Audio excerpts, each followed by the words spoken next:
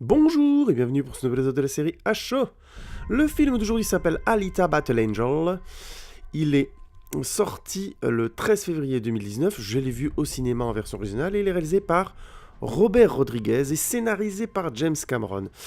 Eh oui, Alita Battle Angel, beaucoup de personnes vous en ont parlé, donc je vais faire une version courte, je pense que vous avez vu d'autres vidéos sur le sujet. C'est donc l'adaptation du manga du même nom au niveau international. En France, ce manga s'appelait Gun ou Gunmu. Ça faisait très longtemps que James Cameron voulait adapter lui-même ce manga. Il n'a pas pu parce qu'il a été engagé sur des projets beaucoup plus costauds à gérer ou tout simplement différents comme Avatar et donc actuellement ses suites. Ce qui fait que je ne sais pas exactement comment. C'est finalement James Cameron c'est finalement Robert Rodriguez qui s'est retrouvé à la réalisation. Alors, on va commencer par le départ, peut-être mon point de vue sur Alita. Alors, il se trouve que je n'ai pas... J'ai vu l'OAV, une vidéo de 40 minutes, un film d'animation de 40 minutes, si je dis pas de bêtises, à l'époque, qui était sorti sous la collection manga vidéo dans les années 90. J'avais vu ce dessin animé. Ça ne m'avait pas spécialement marqué, mais l'animation était fluide pour l'époque, c'était un truc de fou. L'histoire ne m'avait pas marqué, mais j'avais bien aimé. Et en fait, j'ai surtout été marqué par le manga 4 ou 5 ans plus tard, parce que j'ai un ami de l'université qui a eu la gentillesse de me prêter l'intégralité des mangas. Je crois qu'il y en a entre 8 ou 10, je ne sais plus, ou 11, je ne sais plus. Et j'avais donc pu lire l'histoire en entier de Alita, donc en France elle s'appelait Gali. Et donc voir l'histoire de Gun du début jusqu'à la fin. Je parle bien de la première sortie, puisqu'après il y avait une suite qui s'appelait je ne sais plus comment. Et moi j'avais surtout vu cette première partie, voilà. Une grande première partie en 7 ou 10 mangas. Et il se trouve que j'avais beaucoup aimé, j'avais trouvé que c'était très bon, j'avais trouvé que le contexte était extrêmement crédible, j'avais trouvé l'histoire dure et en même temps très belle. C'était une histoire d'héroïsme, c'était dépaysant, c'est dans un monde comme ça, post-apocalyptique, futuriste, très réaliste et en même temps très noir, très sombre. Et l'héroïne était attachante, passée par des stades et des moments d'histoire extrêmement violents. Ce que je ne spoilerai pas, si vous n'avez jamais lu le manga, je vous conseille de le lire, c'est vraiment très très bien. Et c'est vraiment une grande aventure, une grande fresque. Et donc, et puis c'était aussi très violent, évidemment, aussi bien dans l'animé de l'époque que dans la BD. Je vous donnerai quelques éléments peut-être qui me viendront ensuite en tête quand je ferai la critique du film plus directement. Donc, dans mon esprit, c'était resté ça. Un excellent manga qui s'appelait Gun. Et donc, j'avais entendu parler, comme tout le monde, des tentatives de James Cameron de réaliser une adaptation de film aux États-Unis, auquel je n'avais pas spécialement cru, très honnêtement, parce que voilà, il y avait beaucoup de blabla aux États-Unis autour de différents films d'animation, une adaptation live d'Akira, une adaptation live de blablabla et de ceci et de cela. Et finalement, on a eu au compte-gouttes aux États-Unis comme ça des films qui sont sortis, Speed Racer, finalement dernièrement on a vu Death Note, mais on n'avait plus de nouvelles donc de Gun, donc de Alita Battle Angel, et vlati pas que, il y a 2-3 ans, je découvre que effectivement Robert Rodriguez est en pleine pré-production, qu'il va le réaliser et que le film va sortir, et donc nous y voilà. Alors pour comprendre un petit peu mon point de vue sur le film, je pense qu'il faut d'abord qu'on parle un petit peu de Robert Rodriguez. Robert Rodriguez, c'est un petit peu un ovni. Je vais vous retracer un petit peu grosso modo sa filmographie, parce que j'ai pas tout vu.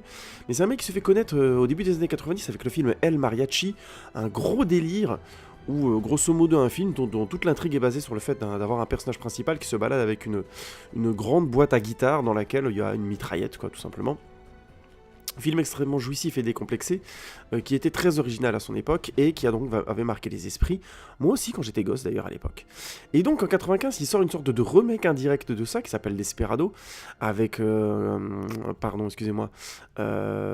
Banderas, qui sera un gros succès à l'international et qui ouvre donc les portes des États-Unis où il réalise son premier film avec Quentin Tarantino. Plus ou moins co-réalisation au départ, mais finalement, le film sera échu essentiellement en termes de réalisation. From Dusk Till Dawn, Une nuit en enfer, qui marquera aussi les esprits par son côté complètement hardcore et film d'horreur assumé. avant de réaliser son premier gros film pour un studio américain, The Faculty, qui sera aussi un petit succès.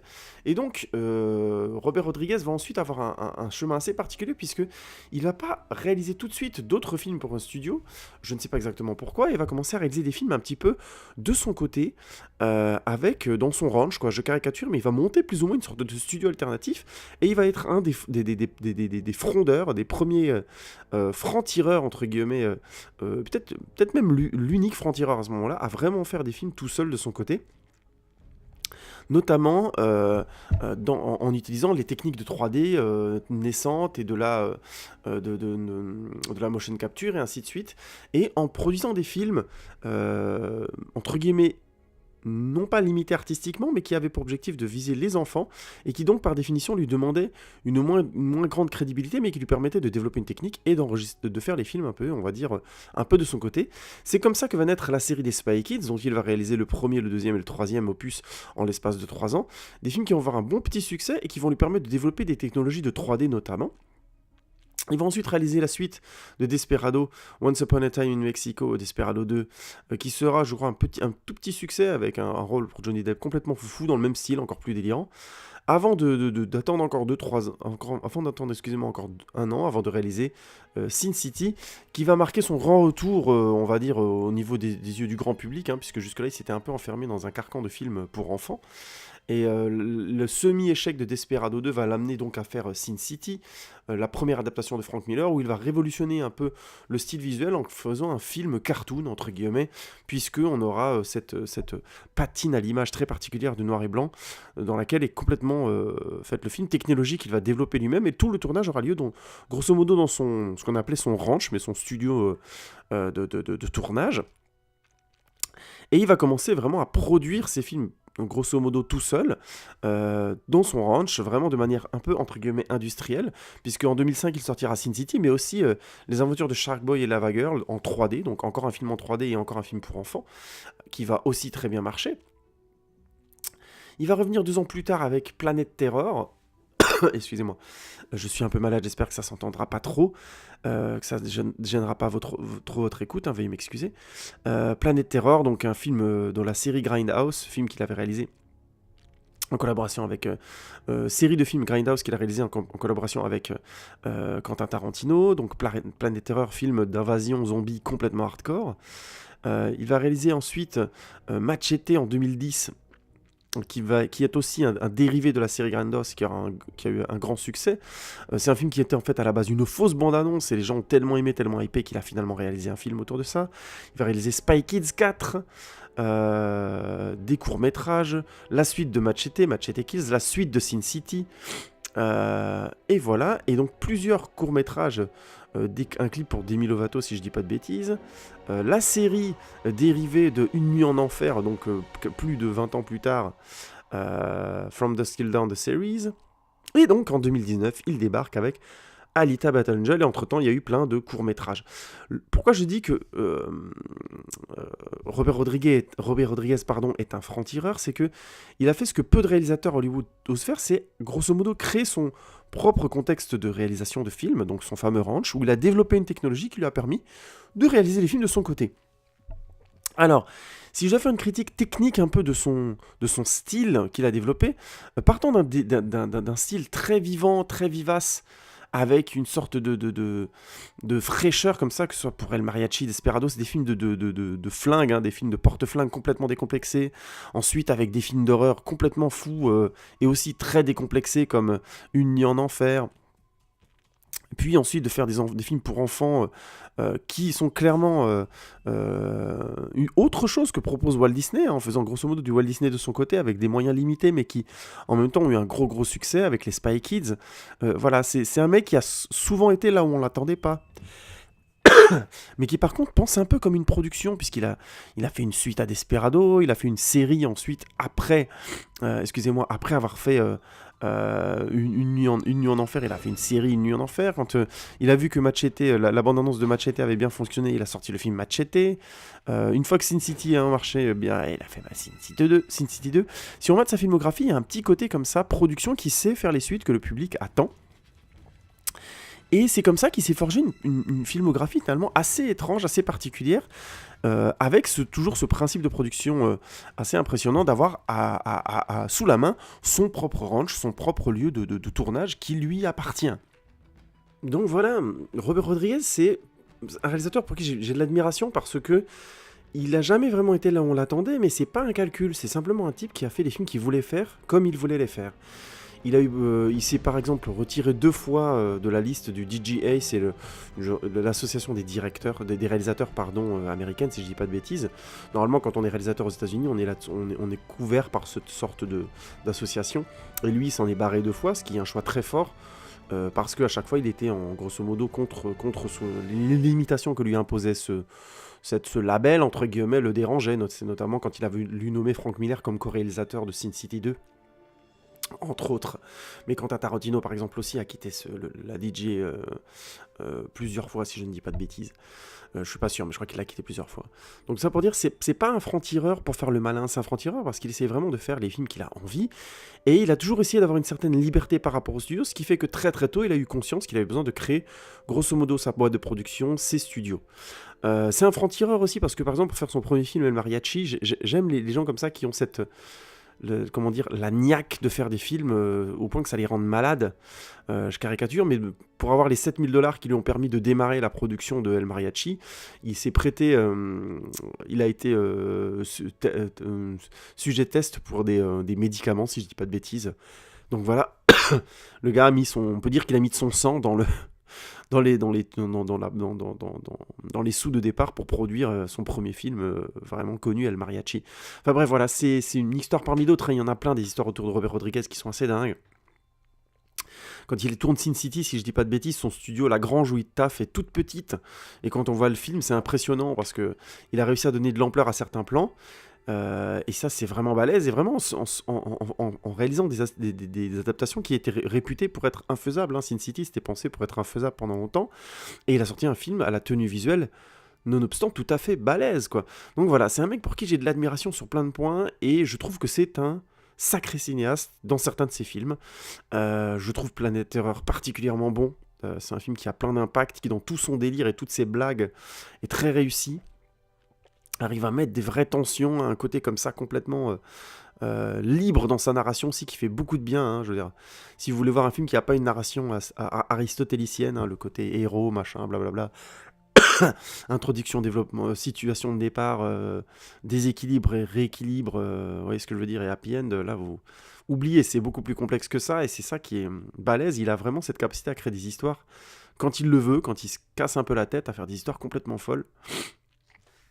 C'était un petit peu le cas aussi dans Machete Kills, pas forcément dans le premier Machete, mais il y a aussi, et il faut que je le dise aussi, chez Robert Rodriguez, des films beaucoup plus...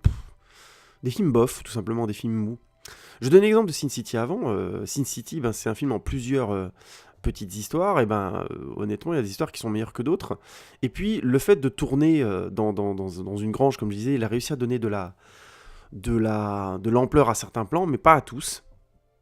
Il y a certains plans qui ne fonctionnent pas du tout, qui sont complètement mous. Et c'est un petit peu... C'est son côté franc-tireur. Il tente des choses, et des fois ça fonctionne pas, mais ça reste dans le film quand même.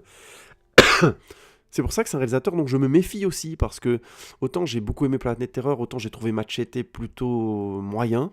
Le début est très drôle, et après ça devient une sorte de fable sociale qui a rien à faire là, tout simplement. Machete devait être un film complètement décomplexé, ça devient une sorte de film à message complètement lourdingue.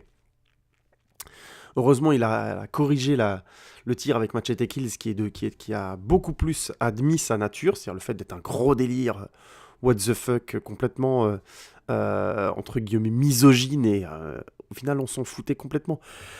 Le message dans Machete n'avait aucune importance. Et d'autres éléments du style de Robert Rodriguez, c'est aussi un petit peu un réalisateur, comme je viens de le dire, un peu en dents de scie. Autant on a des moments dans Sin City qui fonctionnent très bien et qui sont très forts, l'histoire de Marv et tout, qui est pas mal du tout, mais il y a des plans qui sont mous, qui sont mal foutus. Le combat de Marv, notamment à la fin, avec, je crois, le jeune gamin qui est joué par Elijah Wood, c'est pas réussi du tout, c'est mou, ça ressemble à rien. Et c'est ça, c'est un mélange de scènes d'action incroyables dans, comment ça s'appelle, Planète Terreur, et de moments beaucoup plus mous et complètement ratés dans Sin City ou autre. un peu un mélange de tout ça. Quand il est dans la marge haute de ce qu'il sait faire, eh ben on obtient Planet Terror et c'est vachement bien. Quand il est dans la marge basse de ce qu'il fait et que c'est un peu facile, même un peu fainéant par moment et que ça se repose un peu trop sur la technique, ben on a Sin City 1 qui est pas un mauvais film, mais qui a des vrais moments de mollesse. Voilà, donc on obtient Desperado quand il est en forme, et puis Desperado 2 quand il l'est beaucoup moins.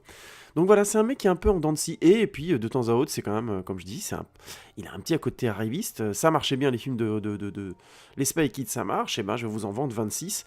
J'en ai vu un, je crois, le premier, puis j'ai vu des critiques des suivants, ça allait de mal en pire. Et je parle même pas je crois que c'est Spy Kids 3D qui est juste pas regardable, quoi. Tout ça pour dire, voilà, Robert Rodriguez, c'est un mec que je respecte beaucoup. Son côté franc-tireur, son côté à côté du système hollywoodien à Hollywood, je trouve ça juste très fort. Et de l'autre, il fait des films parfois très très très moyens, quoi, voire quasiment mauvais. Donc forcément, l'avoir derrière les manettes d'un projet comme Alita Battle Angel me faisait un peu flipper, tout simplement parce que dès les premières images qui avaient circulé dans la presse, on voyait clairement que le personnage principal allait être en 3D. Ce qui m'a inquiété tout de suite, parce que je me suis dit, zut, on risque d'avoir de nouveau cet effet qu'il a du mal à juguler dans ses films, que ce soit dans Sin City 1 ou Sin City 2. Ce côté, on a filmé dans une grange, il n'y a pas d'ampleur, et du coup, en termes de mouvement, c'est faible, que je trouvais assez désagréable dans les deux films. Et en plus, c'est du Robert Rodriguez, c'est-à-dire qu'il y a des scènes d'action qui sont super bien mises en scène, et il y en a d'autres qui sont complètement molles et pas très intéressantes. Sans compter que parfois l'écriture et un petit peu donneuse de leçons, un petit peu lourde.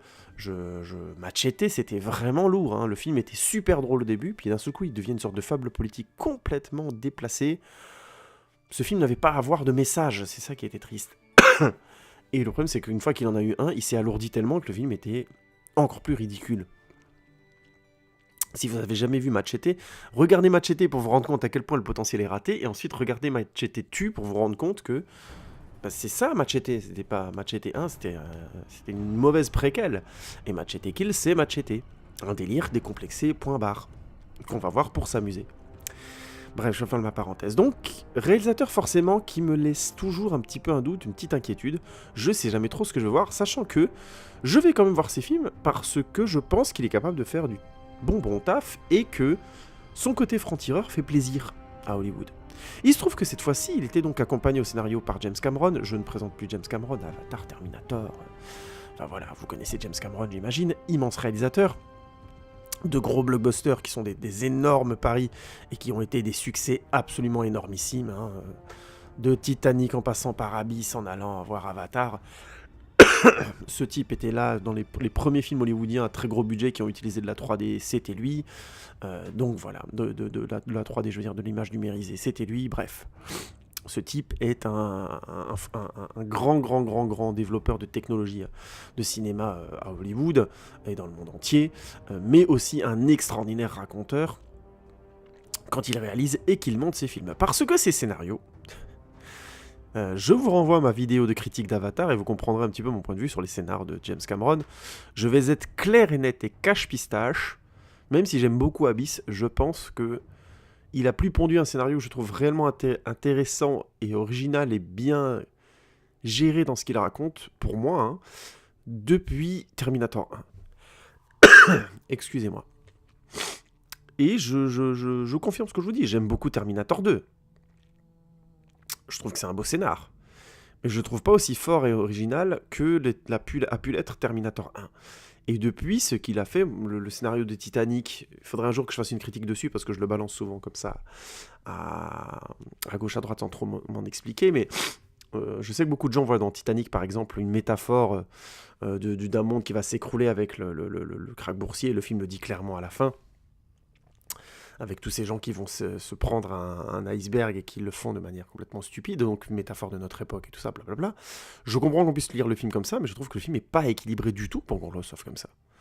Le film, c'est un jeune pauvre qui rencontre une jeune riche, ils n'arrivent pas à se comprendre, ils se comprennent, ils tombent amoureux, et puis il y a le mec, le fameux mari de la riche, qui est un gros connard, qui a aucune nuance, qui est un immense connard, une caricature, quoi, et qui, voilà, les poursuit, machin, blabla, et le bateau rentre dans un iceberg, et voilà. parce que le propriétaire du bateau a dit au chef, vas-y speed là, monte-leur là, et que le chef du bateau était assez con pour dire, ah bah oui bien sûr, ce serait bien de se la péter un peu. Voilà, hein. Je caricature à peine le scénario là de Titanic, c'est vraiment pas terrible. Ce qu'on retient, ce que les gens retiennent, c'est Jack et Rose. Si je dis pas de bêtises, ouais, c'est ça, Jack et Rose, et pas la métaphore sociale que le film voulait être. C'est toujours un petit peu le problème avec, je trouve, James Cameron. Il veut faire de la métaphore sociale dans du grand divertissement. Mais moi, je suis pas contre. Mais dans ce cas-là, il faut péter la forme du scénar. Il faut proposer une forme d'histoire qui évoque déjà quelque chose d'original. Or, c'est pas original. Et je ne reviens pas sur ma critique de Avatar. Hein, je vous renvoie à la vidéo si vous voulez regarder. J'ai fait 30 minutes sur le sujet, où je dis clairement où sont les limites de son scénario, mais aussi de la forme du film, et ainsi de suite. Bien que, encore une fois, James Cameron, quand il tourne et qu'il monte, c'est incroyablement efficace. C'est des films très agréables à suivre. Il y a un sens du rythme et de la concision dans les changements de plan, dans les angles et ainsi de suite, qui est juste excellent. C'est un maître, tout simplement, c'est un maître. Il y a les scènes d'action comme lui les monte. Moi, j'aimerais un jour arriver à faire un truc pareil, et j'en suis à des galaxies. C'est vraiment un mec très fort. Donc, d'un côté, j'irai probablement voir Avatar 2, 3, 12, parce que je pense que James Cameron, c'est des films que ça vaut le coup de voir ces films au cinéma. C'est toujours efficace, même si je peux être contre le message ou trouver le film faible sur différents points. Par contre, au scénar, je trouve pas que ce soit un mec très original, ni très intéressant. Je trouve qu'il a tendance à faire un peu les mêmes histoires tout le temps.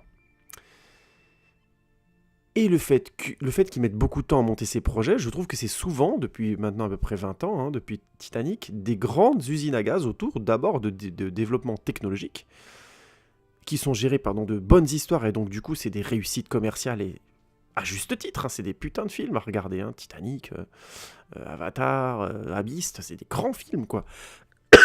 Excusez-moi. Mais faut pas nous faire croire non plus que c'est des révolutions narratives, parce que ça l'est pas. Ça ne l'est pas. C'est des révolutions technologiques, et ça fait un peu trop longtemps que James Cameron se base là-dessus.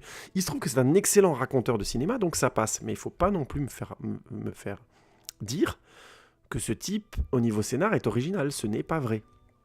Donc, l'avoir au scénario, je trouve pas que ce soit un gage de qualité. Ça va être un gage... On sait qu'on va voir on va faire une sorte de fresque, mais ça va pas non plus être la crise de l'originalité. Soyons clairs. Donc on a James Cameron, un mec dont je doute plus ou moins des scénarios au scénar, l'adaptation de Gun, et à la réalisation on a Robert Rodriguez, qui m'a déjà prouvé par le passé qu'en 3D il pouvait sérieusement se planter. C'est un peu dans cet état d'esprit-là que je suis donc allé voir cette adaptation de Gun au cinéma, mais avant de poursuivre, on va se faire un petit pitch.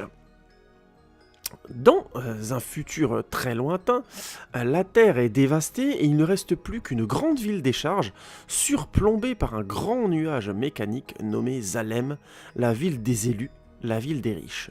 Tout le monde espère aller vivre à Zalem, mais la majorité, la très très grande majorité de l'humanité vit désormais dans la décharge. Dans cette décharge vit le docteur Dyson Aido. Un jour, en faisant des recherches dans les détritus jetés par la ville de Zalem, il découvre les restes d'un cyborg à qui il redonne la vie et qu'il réactive. Ce cyborg a perdu la mémoire et Ido décide de le rebaptiser Alita, du nom de sa fille décédée. Mais très vite, il découvre que Alita a dans sa mémoire des capacités de combat exceptionnelles et dans son passé, Ido va découvrir un rapport à Zalem plus complexe qu'il ne le pensait avant. Alita va donc devoir découvrir sa nature, et notamment à travers le combat, car dans son corps et dans son esprit réside la fameuse technique de combat du Panzerkunst, venue directement de Mars. Elle va donc combattre pour retrouver qui elle est, et participer finalement aux compétitions du Motorball, le seul sport capable de donner l'accès à Zalem, où elle souhaite retourner pour retourner sur les traces de son passé et de ses origines. Alors, alto suspense tout de suite. Déjà, pour présenter un petit peu le contexte, j'ai vu le film au cinéma, pas de souci. Le problème, c'est que j'ai eu un coup de fil de la crèche de mon petit enfant pendant le film, donc j'ai raté 2-3 minutes quand même, donc je dois le dire. J'ai vu le film, mais j'ai raté un tout petit bout, au milieu. Donc, il faut tenir compte de ça dans ma critique. J'ai peut-être raté quelque chose d'important, de fondamental. Je ne pense pas, mais imaginons. Donc je préfère l'assumer tout de suite. La première chose que j'ai à se dire sur cette adaptation filmée de Alita Battle Angel, commençons par les points positifs. Le film est très très beau. Je disais avant que je craignais le manque d'ampleur, notamment avec le côté je filme dans ma grange pardon, Robert Rodriguez. Et je dois admettre que même si le début du film est assez inquiétant, puisqu'on reste grosso modo dans le même quartier pendant longtemps, et je commençais à me dire au bout d'un moment, waouh, c'est quand même pas. La décharge, ça me paraissait plus glauque que ça. La photographie comme ça est très chaleureuse, donc je savais pas trop en quoi ces gens vivaient dans la pauvreté, j'avais du mal à le comprendre un petit peu pendant le film. Et on était donc dans le même quartier comme ça pendant toute une partie du film, et du coup j'étais un petit peu dubitatif. Et finalement, quand on commence notamment à attaquer les phases du motorball et notamment des chasseurs de primes, là le film gagne en ampleur tout de suite, on a des très grands décors, ça fonctionne très bien. C'est vraiment excellent. Il y a notamment le lieu où on va chercher les contrats, où c'est une sorte de grand couloir où sur chaque côté on a des sortes de ED-209, des robots. Je fais référence aux robots policiers de Robocop, hein, notamment. Pas Robocop, mais son ennemi dans le premier. Donc des robots quadrupèdes comme ça, avec des mitraillettes qui sont sur tout le côté comme ça. Ça fonctionne vachement bien, c'est extrêmement massif. Et on sent vraiment la petitesse des chasseurs de primes qui vont chercher leurs primes tout au bout. En plus, ils ont gardé l'esthétique très étrange des robots avec des grosses lèvres là, de la BD, qui pour le coup passe très bien. C'est assez étrange qu'ils aient gardé ça et ça fonctionne. Donc voilà. Et le film finit par prendre de l'ampleur, notamment dans les scènes de motorball, où là vraiment ça se lâche. Et on a d'excellentes scènes de motorball. Alors il se trouve que le motorball a beaucoup marqué l'imaginaire des gens sur la bande dessinée. Il se trouve qu'il y a un passage très très fort dans la bande dessinée autour du motorball que moi-même j'ai beaucoup aimé, donc je vais certainement pas m'en plaindre.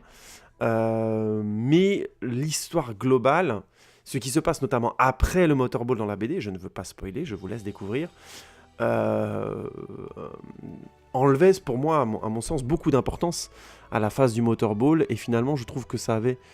Même si je comprends le kiff qu'a pu avoir l'auteur à la base de raconter l'histoire du motorball, comment Yukito Kishiro a pu apprécier cette phase-là, je trouvais que la suite, notamment toute la phase dans le désert et tout le rapport à Zalem, comment il se complexifie, l'histoire avec les rebelles notamment, c'est excellent, ça m'avait beaucoup plus marqué l'esprit. Et comment le monde tourne autour de cette confrontation, admiration envers Zalem. Et je trouvais ça beaucoup plus fort. Donc, quelque part, même si je comprends, même si j'ai beaucoup apprécié de voir des scènes de motorball dans le film, j'y tenais pas à ce point-là. Donc on m'a finalement donné quelque chose que j'ai trouvé sympathique. Ce qui fait que je comprends les gens qui attendaient les scènes de motorball avec beaucoup d'impatience et qui ont pu être déçus parce qu'au final, elles n'ont pas l'importance d'enjeu qu'elles avaient dans la bande dessinée, puisque grosso modo c'est plus une introduction motorball, puisqu'on en aura encore dans la suite. Hein. Je parlerai ensuite du pourquoi on risque d'avoir une suite ou pas, j'y reviendrai.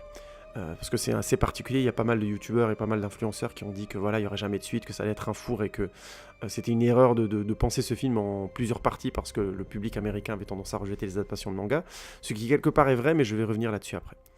En l'occurrence, donc on a ce premier élément, il y a vraiment de l'ampleur, les décors sont classe, une fois qu'on a dépassé le premier quart d'heure, 20 minutes, demi-heure du film, ça finit par commencer à avancer vraiment, et on en commence à prendre de l'ampleur, notamment avec l'arrivée du motorball, comme je disais, et de la vie des chasseurs de primes. La deuxième chose, c'est que pour la plupart des scènes d'action, je trouve que c'est globalement bien foutu, c'est très lisible, très efficace. Je trouve qu'il a bien fait le taf. Il a des tendances parfois à être un petit peu paresseux, Robert Rodriguez, et là, j'en ai pas eu la sensation. Le film dure 2h20, et je trouve qu'on sent pas les 2 heures passer. Franchement, c'était impeccable. Moi, en tout cas, j'ai pas eu de soucis. Vraiment, vraiment, le film est passé très vite, très facilement. J'ai trouvé globalement que le film se tenait bien, il raconte bien son histoire. Et ça vient notamment d'un point important, c'est que ils avaient donc fait ce choix très fort de laisser le personnage principal en 3D et de n'avoir que elle comme personnage en 3D complète. Donc Alita est jouée par l'actrice Rosa Salazar, mais donc ils ont choisi de lui faire ses yeux grands un peu à la manière du manga, ce qui fait qu'elle ressemble beaucoup à une adaptation du personnage de la BD, ce qui est un choix très fort et qui aurait pu être complètement casse-gueule, parce que tout simplement c'est toujours très délicat de mettre un personnage en 3D au milieu d'acteurs humains et d'espérer que ça tienne. Et ça marche à 2 niveaux. Le premier, c'est que le personnage est tellement réussi en termes d'émotion et de mouvement et de cohérence avec son corps que je trouve que le film est assez inattaquable. On dirait un personnage. C'est un être. Et ça, c'est incroyable. C'est vraiment très très réussi. Hein. Bon, venant d'un projet où il y a James Cameron. Et Dieu sait que je suis admiratif de son taf sur les navis dans Avatar. Donc le mec sait faire le taf. Et il a su probablement mettre Robert Rodriguez dans de bonnes conditions aussi. Il a dû pas mal l'aider. Mais en l'occurrence, c'est une réussite totale. Le personnage de de Alita est impeccable. Il y a vraiment chaque émotion vit, les moments où elle se bat, on y croit, les moments où elle a mal, on y croit. Enfin, c'est impeccable de bout en bout. Donc au niveau technique, rien à dire. En plus, Rosa Salazar le joue bien, visiblement, donc aucun problème. Le deuxième point sur lequel on aurait pu attaquer le film, c'est que ça devienne irréaliste ou invraisemblable parce que c'est le seul personnage en 3D au milieu des humains. Et en fait, au niveau scénaristique, ils ont eu l'intelligence de me donner assez d'éléments sur ses origines à elle, qu'on découvre pendant l'histoire, petit à petit, pas toutes, mais une partie, où il y a d'autres personnages qui ont grosso modo les mêmes traits qu'elle. Et comme c'est fondateur, comme ça s'explique bien que c'est un modèle de cyborg très ancien et que de robot très ancien, ou de cyborg non, puisqu'il y a des parties humaines dedans, donc c'est des cyborgs très anciens, c'est logique qu'il n'y ait plus qu'elle comme ça. Et ça, je trouve que ça passe bien, ça passe à l'image, et c'est réussi. Parce qu'au départ, moi, j'allais un peu attaquer le film là-dessus, honnêtement. J'étais un peu en mode, comment ça se fait qu'il n'y a que elle qui ait cette tronche en 3D, et puis tous les autres sont des êtres humains? Bon, tout simplement parce que son modèle, elle, a disparu, et qu'il est très très ancien. Je vous laisse découvrir ça dans le film, si vous le voyez à l'occasion. Je ne veux pas trop spoiler. Et du coup, ça passe aussi bien en termes de technique qu'en termes de sens, et c'est une vraie petite réussite. Un grand bravo à eux, parce que c'était chaud d'adapter une Gumn et de réussir, et c'est réussi en termes d'image du personnage, en termes de vraisemblance des émotions, c'est réussi. Ça, franchement, bravo et chapeau bas. Parce que c'était pas gagné du tout. Moi, j'étais pas forcément sceptique, mais je me disais, c'est comme balèze comme défi, et le film remporte ce défi haut la main. On y croit tout de suite à Alita. Mais vraiment, c'est vraiment, vraiment balèze. Et chaque chose, il n'y a rien qui a l'air hétéroclite, c'est-à-dire que quand les différentes réparations qu'on fait sur son corps, et tout ça, puisque c'est un cyborg, les choses qu'elle découvre, le fait que la texture, par exemple, de son bras soit légèrement transparente et qu'on voit les câbles et les trucs à l'intérieur, c'est absolument génial. Ça, c'est... En termes de contexte de vraisemblance, le film est superbe. Ça, il n'y a rien à dire. Le personnage de Ido, donc, qui est joué par Christophe Waltz, et qui est donc un réparateur visiblement de robots depuis très longtemps, et qui est très fort. Tout son contexte de clinique pour cyborg, mais ça marche très très bien. Je trouve que j'ai jamais mis en cause 2 secondes la vraisemblance de ça dans le film. Et pourtant, le film est assez cotonneux là-dessus. Oui, parce que je vais quand même aller tout doucement vers ce qui me semble être le gros point faible de Alita Battle Angel. C'est le fait que le film veut raconter beaucoup de choses dans 2 heures, et à mon avis... c'est pas qu'il se perd, mais visiblement il a eu du mal à trouver une formule pour que ça avance naturellement. Ce qui fait que j'ai du mal à me souvenir de l'histoire correctement, alors qu'en fait c'est très simple. Elle veut retrouver son passé, elle sait qu'elle doit se battre pour trouver son passé, et elle veut aller à Azalem, et pour aller à Azalem, elle doit participer au Motorball. C'est simple, hein. Il y a vraiment... c'est pas très compliqué. Et le film raconte plein d'autres choses en parallèle, l'histoire de Ido, de son ex-femme, le personnage de Hugo, donc, hein, qui est... voilà, l'ami, le très bon ami de Alita, qui va être grosso modo son petit copain. Tout ça, les enjeux de son équipe à lui, et donc pourquoi lui il veut aussi éventuellement aller à Azalem, blablabla. Tout ça est tiré du manga, donc quelque part j'étais pas perdu, mais j'ai trouvé que le film était bizarrement compliqué, alors qu'il avait quelque chose de simple à raconter, et ça vient d'un choix assez étrange, c'est d'avoir choisi, en fait, et là je vais aborder vraiment le cœur de ma critique. Je trouve que le film avance bizarrement et a du mal finalement à trouver une vraie ampleur. Est-ce que le film est épique? Oui, par moments. Est-ce que le film a un certain souffle? Oui, plus ou moins. Est-ce que l'histoire est sympathique? Ouais, ça va, ça passe. Mais au final, je trouve que le film n'a pas atteint le niveau d'écriture, et ça c'est encore une critique que je fais à James Cameron, excusez-moi, où on peut dire le film est abouti, il est à maturité. Je trouve qu'on est face à un scénario qui est pas terminé. Ce que je veux dire par là, c'est que les choses s'imbriquent difficilement. Je vous renvoie à la vidéo de In The Panda, notamment, où il parle des mangas, et il finit par une critique, Il y a une critique au milieu de Alita Battle Angel. La vidéo est un peu longue, mais elle est très très réussie. Franchement, c'est un super taf. J'aimerais beaucoup faire des vidéos comme ça si j'avais le temps, mais en l'occurrence, je ne l'ai pas. Et donc lui a pondu cette superbe vidéo sur le manga. Il critique notamment Alita et il le dit très bien. Le scénario imbrique les choses de manière... Alors lui, sa lecture, c'est qu'ils ont voulu mettre tellement d'éléments du manga dans le film parce qu'ils aimaient ça, parce qu'ils sont fans. Et du coup, il y a beaucoup trop d'éléments et ça n'arrive pas à vivre ensemble, ce qui est une lecture intéressante, je trouve, de l'adaptation. Moi, je trouve pas, hein, je trouve que c'est plus simple que ça. C'est vraiment... ça a été paresseux en termes d'écriture. Je trouve pas qu'il y ait trop d'éléments pour un film épique de 2 heures hollywoodien. Il y a des films de 2 heures hollywoodiens où il y a énormément d'éléments, beaucoup plus d'éléments que ça. Et qui fonctionnent malgré tout. Hein. Je vous renvoie à Watchmen, si vous avez jamais vu le Watchmen de Zack Snyder, entre autres. Il y a des tas de films comme ça de 2 heures où il y a beaucoup d'éléments, c'est très compliqué et il n'y a pas de souci, tout s'imbrique naturellement. Donc en fait, pour moi, c'est plus une question de degré d'écriture. On sent qu'il y a un moment donné où ils se sont arrêtés, peut-être parce qu'ils voulaient absolument garder certains éléments de la BD en termes narratifs, hein, je m'entends. Mais je trouve qu'il y a une sauce qui finit par pas prendre. Et ça s'ajoute à un deuxième élément pour moi qui est vraiment problématique, qui a été critiqué notamment par Benzaï et d'autres. Hein, je vous renvoie à leurs critiques, qui sont très intéressantes encore une fois. Vous connaissez mon point de vue, hein, il faut mieux voir plein de critiques différentes plutôt que s'arrêter à une ou deux. C'est beaucoup plus riche et beaucoup plus intéressant. Et au final, plus vous avez de critiques différentes, plus vous forgez, vous aiguisez votre esprit. Et ça, pour moi, c'est la chose la plus importante. Si je peux vous aider un tout petit peu à ça, j'en serais très très fier et très content.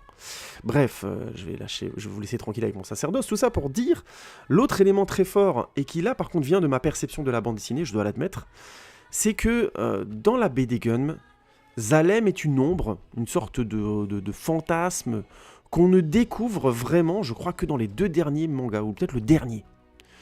Personne ne va à Zalem, on sait juste que Ido il était à Zalem, mais... il en parle jamais, ou je crois quasiment, il explique jamais ce que c'est, donc gros mystère, même quand Alita lui demande ce qu'il y a là-bas, je crois qu'il ne lui en parle pas, si je me souviens bien, hein, vous me corrigez si vous l'avez lu récemment, parce que moi ça fait un petit moment que je l'ai lu, ça fait quand même 15 ans, faudrait peut-être que je le relise à l'occasion, tiens. Si je le relis et que c'est aussi bien que dans mes souvenirs, je ferai peut-être un petit retour dessus, allez hop, on fera peut-être un petit hors-série, je parlerai de lecture, hein. Moi qui lis très très mal. Comme ça, je vais faire comme tous les gens qui font des vidéos sur YouTube et parler de trucs qu'ils connaissent mal ou qu'ils regardent mal ou qu'ils lisent mal, alors qu'en fait ils ont une spécialité et qu'il ferait mieux de s'y coller. Non, je caricature, c'est justement ça la liberté qu'on a sur YouTube, c'est de parler un peu de tout ce qu'on veut, de partager nos passions, quel que soit le degré de notre regard. Et c'est très bien. Et non, faut que j'arrête les sacerdoces aujourd'hui, c'est un truc, je suis malade, donc voilà, je dérive. Donc, soyons clairs, Zalem, dans la BD, c'est aussi bien un espoir qu'une sorte de monstre, de golem qui détruit le monde, qui se nourrit du monde et qui le détruit. La métaphore claire et nette du monde occidental par rapport au pays du tiers-monde et de la quasi-totalité de la planète qui vit dans la déchéance et dans la difficulté, et je suis obligé d'utiliser un mot énorme, pour que nous, occidentaux, soyons dans une sorte de luxe quasi gargantuesque, avec un choix qui est juste exagéré, hein, par rapport au reste de la planète. Elle est évidente, cette métaphore, elle est claire et nette dans la bande dessinée.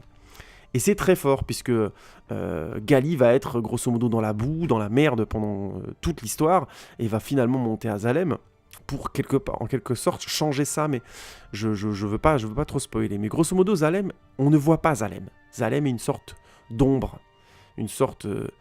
si on le voit, on comprend pas ce que c'est. Vous voyez, il y a une sorte de mystère qui est maintenu autour de Zalem. Or, un truc qui m'a choqué dès le début, le premier plan d'Alita Battle Angel, je crois, c'est une vue de Zalem. Donc on est au-dessus de Zalem et on descend. Et on voit clairement Zalem, c'est une ville futuriste, machin, enfin, on voit Zalem, quoi. Et moi, tout de suite, je me suis dit, mais non, Zalem, c'est une chape de plomb, Zalem, c'est au-dessus de nous. Zalem, c'est ce qui t'écrase, c'est ce qui écrase Gali. Et ça m'a posé problème, et je me suis rendu compte que finalement, dans le film, c'était un des trucs les plus fondamentaux de la BD, et que ça leur avait complètement échappé. Zalem est juste un autre lieu. Ce qui fait que le film se permet même de te montrer des personnes, ou un personnage notamment, qui vit à Zalem. Directement, indirectement. On est à Zalem. Vous voyez ce que je veux dire ? On ne voit pas Zalem, mais on y est. Alors qu'en fait, dans la bande dessinée, l'idée était de ne jamais y être, et d'une fois qu'on y arrivait, on était grosso modo confronté à quelque chose de très particulier. Je veux vraiment pas spoiler, donc j'ai pas senti dans le film une conscience que Zalem devait être quelque chose de beaucoup plus éthéré et de beaucoup plus C'est un fantasme, Zalem. Dans les yeux de Hugo, dans la pensée de Gali, c'est un fantasme. Il n'y a que Ido qui y est allé et qui en a été dégoûté. Mais on saura pourquoi que très tardivement, j'imagine dans le 3e film, vous voyez ce que je veux dire? Et c'est ça m'a juste vendu la mèche que quelque part dans l'adaptation, ils n'ont pas compris le statut de Zalem. Même s'ils ont repris des éléments de la BD, donc ces fameux grands câbles qui unissent Zalem à la décharge, le fait que Zalem soit juste au-dessus de la décharge et lâche des gros détritus et que tous les gens vivent dans la merde là-dedans, ça ils l'ont gardé plus ou moins, mais ça se double, cette vision de Zalem qui est beaucoup trop précise, nette, beaucoup trop gentille, vous voyez ce que je veux dire, beaucoup moins agressive, beaucoup moins...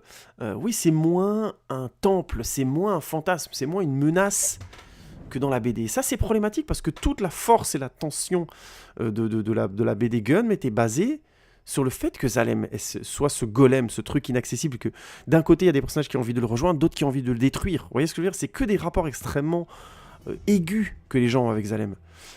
Et ça se double d'une vision de la décharge. Je vous rappelle que la vie où les gens vivent dans le film Gun, si vous l'avez vu, hein, ça s'appelle la décharge. Hein. C'est-à-dire que Zalem leur balance des détritus dessus. Les gens vivent normalement dans des taudis construits à partir des déchets. Je trouve que le film à cet endroit-là n'est pas clair du tout. J'ai pas eu la sensation qu'ils vivaient dans un endroit si sale que ça, ou si pauvre que ça. Au final, ils ont envie d'en partir parce que Gali veut en partir, enfin Alita veut en partir parce que son passé est à Zalem. Mais finalement, l'obsession que les autres ont pour Zalem, notamment Hugo, dans le film, est assez... pas absurde, mais c'est assez étrange. Alors on a toute une intrigue autour de... Comme nous sommes dans un monde où tout le monde a des parties cybernétiques, enfin tout le monde, une grande partie des gens ont des parties cybernétiques, et que voilà, on arrive à se maintenir en vie en se remplaçant des organes, voire tout le corps, et ainsi de suite. On a tout un trafic autour de ça, d'organes et tout ça, qui est assez glauque, tout ça, qui est plutôt, pour le coup, réussi. Mais là aussi, dans la bande dessinée, on avait vraiment un rapport à ça qui était d'une froideur terrible, c'était extrêmement violent. Gore, évidemment, mais au-delà de ça, c'était terrible, parce que la nature du corps et la nature de... On s'appartient plus dans ce monde-là. Il y a des gens qui viennent vous détrousser pour vous voler votre bras, parce que c'est un bras extrêmement cher, et blablabla. Alors on voit ça dans le film, mais ça n'a ni la violence, ni l'impact que ça devrait avoir. C'est assez étrange. Je trouve que le film, à cet endroit-là, est assez... Et je pense pas que ça vienne... Je sais qu'il y a beaucoup de gens qui ont fait des critiques en disant que ça manque de sang. Pour moi, j'entends ça, hein, mais je trouve pas que le film manque de violence. Il est PG-13, donc forcément la plupart des morts sont hors champ, donc je peux comprendre que ce soit dérangeant, mais au final le film a des plans assez dérangeants, hein, de gens qui se font voler leurs membres, de têtes qui restent. Il y a un moment donné, un personnage est mis en organes, en pièces détachées, on voit les organes, enfin, donc c'est quand même des images assez graphiques, mine de rien, quoi.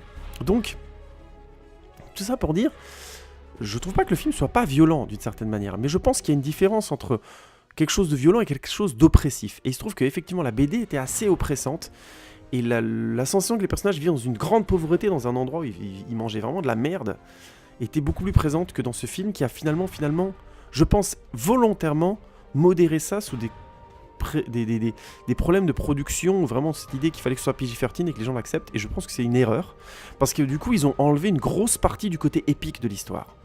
C'est beaucoup plus fort quand le personnage part d'un endroit qui a perdu toute moralité, qui vit dans la merde, littéralement dans les chiottes d'un lieu de riches, et qui, le personnage principal s'en enfuit d'une certaine manière, de manière très forte. D'abord, dans la BD, elle s'en enfuit non pas comme dans le film, parce qu'elle a quelque chose de noble à défendre, mais plus simplement parce que, voilà, elle veut retrouver son passé, elle se perd, finalement elle devient une sorte de mercenaire. Enfin, c'est vraiment un personnage très intéressant parce qu'il vit des hauts et des bas, et que sa morale met beaucoup de temps à se mettre en place. Elle rencontre un personnage, finalement, je spoil légèrement, qui s'appelle Foggia, donc je vais pas dire la nature, Foggia fort, mais qui est un peu super personnage en plus, très très intéressant, et qui lui va clairement lui amener une autre vision de la vie, mais ça met beaucoup de temps à arriver. Je crois que c'est 5 ou 6 tomes, facile. 5 ou 6 bouquins, 7, hein, si je dis pas de bêtises, je sais plus exactement, mais elle la rencontre tardivement. Et entre-temps, elle passe par des stades émotionnels très différents. Là où le film est beaucoup plus direct.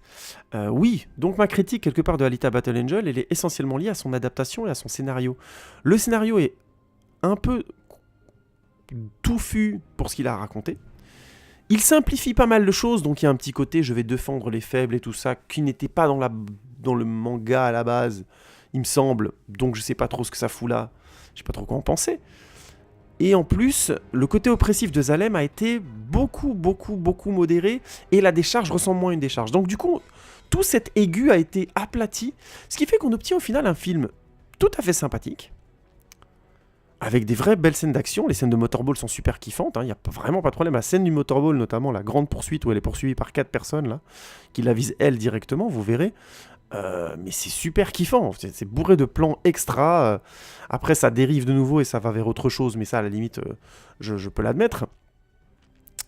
Mais c'est plutôt kiffant comme film. Le fait est que, émotionnellement parlant, c'est pas un film qui va très haut, quoi. C'est juste ce film est le début d'une histoire qui est supposée devenir épique et qui a du mal à l'être déjà dans son premier film. Donc, est-ce que je trouve que Alita Battle Angel est un mauvais film ? Non, c'est un film tout à fait sympathique. Est-ce que je trouve par contre que pour un blockbuster américain, c'est un blockbuster moyen ? Oui. Dans son impact global, le visuel et la qualité des scènes d'action ne suffit pas. Il faut qu'ensuite on soit embarqué par des émotions aiguës. Il se trouve que dans Alita Battle Angel, les émotions ont été... au lieu de se verticaliser, elles ont été horizontalisées. On a enlevé du côté sale de la décharge, et ben par définition, on comprend moins pourquoi ils ont envie de s'en aller. On a enlevé un côté menaçant à Zalem et omnipotent, et ben du coup, ça donne moins envie de le détruire ou de s'y opposer ou de découvrir ce que c'est. Vous voyez ce que je veux dire ? Donc, quelque part, j'ai pas été déçu, j'ai pas passé un mauvais moment, j'attendais pas spécialement une super adaptation. Là, par contre, je vous renvoie à la vidéo de In the Panda qui le dit très très bien. On a fini par s'habituer en tant que spectateur à ce que les adaptations de mangas américaines soient ratées. Donc, quand elles sont moyennes, on est forcément content. Il se trouve que Alita Battle Angel est une adaptation moyenne. De bonne qualité, mais moyenne. Vous allez pas vous ennuyer si vous allez voir au cinéma, j'ai pas dit ça. Je dis juste que si vous avez vu la BD comme moi ou l'OAV, vous risquez d'être déçu parce que ça n'a pas l'intensité que ça pourrait avoir. Voilà, je peux résumer les choses comme ça. Le casting fait le taf, Je pense que Robert Rodriguez a fait là un de ses meilleurs films depuis un moment, depuis Planète Terreur. Je pense qu'il n'avait pas fait aussi bien, honnêtement, c'est du bon taf. Mais on me fera pas dire non plus qu'avec Gunn, il n'y avait pas moyen d'avoir un film plus intense, plus radical. Et je pense qu'on aurait pu faire un film PG-13 tout aussi radical. Il aurait juste fallu être honnête sur la nature du film. Je pense pas que ça aurait choqué les jeunes spectateurs de voir des gens aller chercher des choses dans les décharges et dans les détritus. Il y a quelque chose comme ça, on voit le Dr. Hideux chercher Alita au début du film dans une décharge et ensuite il y retourne jamais du film. Alors que la décharge, à proprement parler, est le centre de la ville, la décharge. Tout le monde y va pour chercher des choses dans la BD. Vous voyez ce que je veux dire ? C'est pas du tout l'impression qu'on a dans le film. Je vais donner un élément parmi d'autres, mais les personnages arrivent à trouver du chocolat dans la décharge. J'ai pas ce souvenir, moi, dans la BD. Alors, peut-être que c'est le cas, mais mon souvenir... Alors, peut-être que c'est moi qui l'ai un peu tordu, mais j'ai l'impression qu'ils mangeaient de la merde. Ils mangeaient vraiment ce qui restait, quoi. Tout était pourri, voilà. Ils mangeaient ce qu'on leur balançait. Donc, voilà. Je vais m'arrêter là. Mais vous comprenez un petit peu mon point de vue sur Alita Battle Angel. J'ai pas été déçu, mais forcément, j'aurais attendu plus. Oui, alors, je suis obligé de finir, par contre, sur un truc. Le film a été un échec... et a priori un échec assez costaud aux États-Unis. Pour un budget de 170 millions de dollars, il en a rassemblé seulement 61 millions pour l'instant aux États-Unis, ce qui est un vrai échec. J'insiste, je vous rappelle la donnée que je donne souvent dans les différents podcasts. Un film de production américaine doit rentabiliser son coût sur le sol américain. C'est très important. Jusqu'à encore dernièrement, c'était une règle d'or. C'est en train de devenir plus modéré, je vais vous expliquer pourquoi, mais grosso modo, pourquoi je vous dis ça ? Parce que c'est important de comprendre ça pour percevoir à quel point c'est un échec. Le film a coûté 170 millions de dollars et il en a rapporté que 61 millions sur le sol américain. Donc il est à 110 millions de son budget, ce qui est vraiment un gros échec pour un film de ce budget-là aux États-Unis. Nonobstant, au niveau international, il a réussi à rassembler 200 millions de dollars. Ce qui est correct, donc il a couvert son coût. Et il fait du bénéfice. En général, ça ne suffit pas. Il faut vraiment que le film soit assuré sur le sol américain et ensuite on fait du bénéfice à l'étranger. Nonobstant, Alita Battle Angel étant une adaptation de manga asiatique, Et il y a un élément très très fort qui a débarqué sur le cinéma occidental de ces dernières années, c'est l'importance du marché chinois. La Chine s'est développée très très vite, est devenue la deuxième puissance économique mondiale, excusez-moi, la première puissance économique mondiale.